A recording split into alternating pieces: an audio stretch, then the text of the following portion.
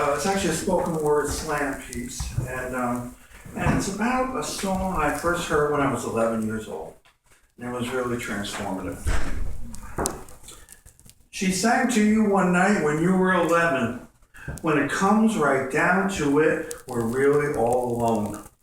Unless you want someone to own and run the life we live.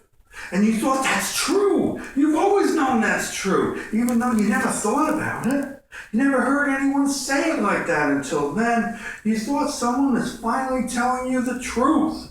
After hearing someone else say what you thought, you didn't feel lonely like you felt lonely before, and peace came over you. So you rode your bike alone so you could be alone. You walked on the beach so you could be alone. You sat in your backyard so you could be alone, and you weren't lonely. You weren't afraid. You're always afraid when you're with other people. You wondered if any of the other kids knew, and you realized you knew before the other kids knew. Because you watch kids need to follow other kids so they wouldn't be alone. And you watch kids need to lead other kids so they wouldn't be alone. And young girls wear short skirts so they wouldn't be alone. And bullies bully other kids so they wouldn't be alone. Then you felt confused. And you wondered, and the people you did see alone didn't seem happy to be alone. People said those people were strange because they were alone. People said to stay away from those people because they're always alone. You better behave yourself or you'll end up old and alone. As if there's a choice. And you want the adults married so they wouldn't be alone. And they had children so they'd never be alone. And they had a second child so the first child wouldn't be alone. Everybody making sure they're not alone, not even a second.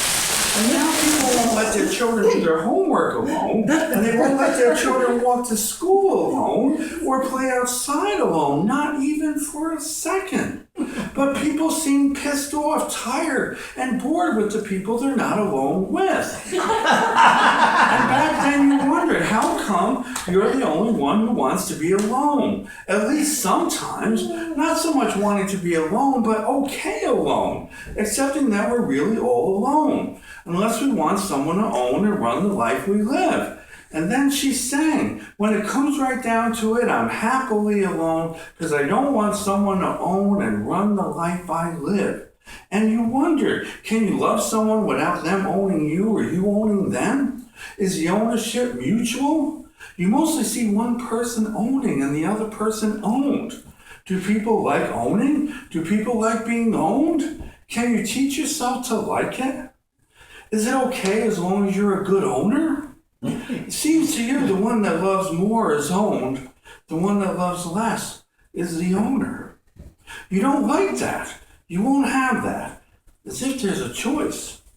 But you don't have a choice. Once you accepted you're really all alone, it was too late. It was always too late. You'll never be owned because you can't be owned. You'll always be alone because we're real all alone. And that was that.